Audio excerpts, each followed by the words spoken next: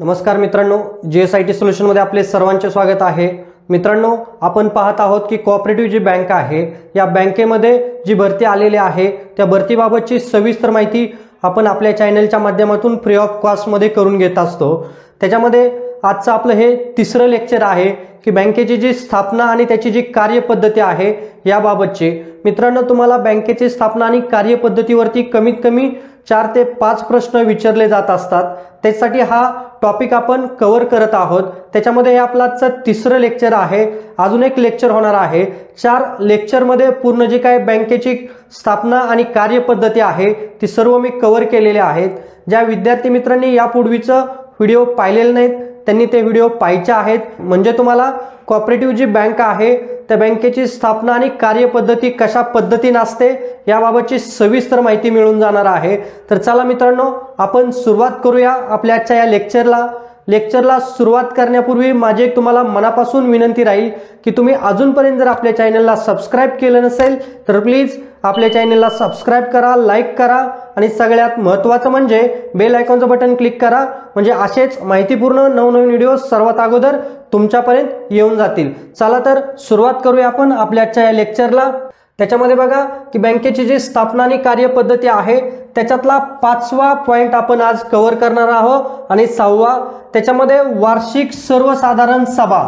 बघा, बँकेची स्थापना झाल्यानंतर वार्षिक सर्वसाधारण सभा कशासाठी घेतली जाते त्यालाच काय म्हटलं जातं, एजीएम सुद्धा म्हटलं जातं। तर सहकारी बँकेने वार्षिक सर्वसाधारण सभेचे आयोजन करणं बंधनकारक असतं। इथं लक्षात ठेवायचंय की वार्षिक सर्वसाधारण सभा जी आहे ती वार्षिक सर्वसाधारण सभा घेणं हे बँकेला काय असतं, बंधनकारक असतं। आणि या सभेमध्ये काय करायचं असतं तर बँकेची आर्थिक स्थिती जी आहे, बघा वार्षिक सर्वसाधारण सभा कशासाठी घेतली जाते तर बँकेची जी वार्षिक जी आर्थिक स्थिती आहे त्या वार्षिक आर्थिक स्थितीचा आढावा घेतला जातो आणि त्याच्यानंतर भविष्यातील काही धोरणं जी असतात ती धोरणं ठरवली जातात। आलं का लक्षात? वार्षिक सर्वसाधारण सभा कशासाठी घेतली जाते तर ते बघा याच्यामध्ये 3 गोष्टी लक्षात ठेवायच्यात। तर वार्षिक सर्वसाधारण सभा घेणं बंधनकारक आहे, त्याचबरोबर वार्षिक सर्वसाधारण सभेमध्ये आर्थिक स्थितीचा आढावा देणं गरजेचं असतं आणि त्याच्यानंतर पुढचा मुद्दा आहे की भविष्यातील धोरणं ठरवण्यासाठी ही काय घेतली जाते, वार्षिक सर्वसाधारण सभा घेतली जाते किंवा एजीएम ही घेतली जाते। त्याच्यानंतर 6वा पॉइंट काय आहे तर नियम आणि नियंत्रण।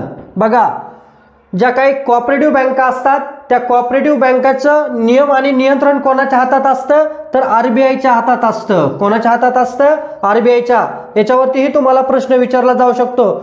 मी जे काही सर्व पॉइंट सांगतो आहे त्याच्यावरती संभाव्य प्रश्न हे निश्चितच विचारले जाऊ शकतात। त्यासाठी हे मुद्दे तुम्ही काय करायचे, लक्षात ठेवायचे आहेत की बघा बँकेवरती कोणाचं, ज्या कोऑपरेटिव्ह बँका आहेत त्या कोऑपरेटिव्ह बँकावरती कोणाचं नियंत्रण असतं तर आरबीआयचं नियंत्रण असतं। इथं दिलेलं आहे बघा मी, या बँकांवरती भारतीय रिझर्व्ह बँकेकडून काय केलं जातं, नियंत्रण केलं जातं।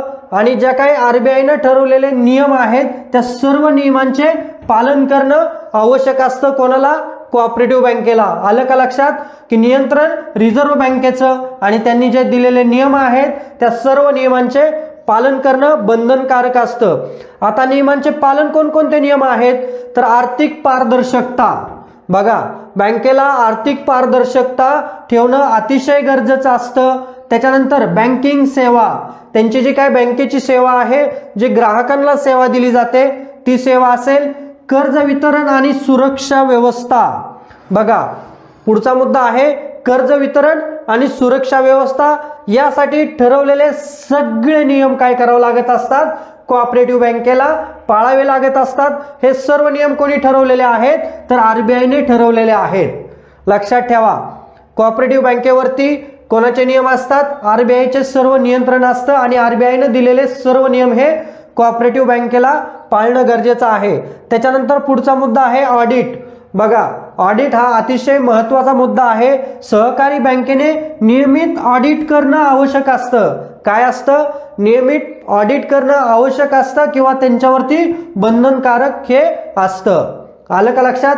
सहकारी बँकेनं नियमित ऑडिट करणं बंधनकारक आहे. ते कशासाठी आहे? तर बँकेची जी काय आर्थिक स्थिती आहे, बघा ऑडिट कशासाठी आवश्यक असतं, तर बँकेची जी काय आर्थिक स्थिती आहे त्या आर्थिक स्थितीचा पडताळणी करण्यासाठी किंवा आढावा घेण्यासाठी काय असतं गरजेचं? ऑडिट करणं हे गरजेचं असतं. आलं का इथं लक्षात? बघा हे 2 पॉइंट इथं दिलेले आहेत. हे 2 पॉइंट अतिशय व्यवस्थितपणे लक्षात ठेवायचे आहे. 5वा आणि 6वा जो काही नियम आहे बँक स्थापनेचा किंवा त्याच्या कार्यपद्धतीचा हा आपल्या या आजच्या 3ऱ्या लेक्चरमध्ये कव्हर केलेला आहे. उद्याच आपलं 4थं लेक्चर आहे. त्याच्यामध्ये आपण शेवटचा एक मुद्दा राहिलेला आहे, तोही मुद्दा आपण कव्हर करणार आहोत. मित्रांनो, यापूर्वीचे तुम्ही 2 लेक्चर जे आहेत ते 2 लेक्चर पाहिले नसतील याबाबतचे, तर तुम्ही ते लेक्चर पाहायचे आहेत.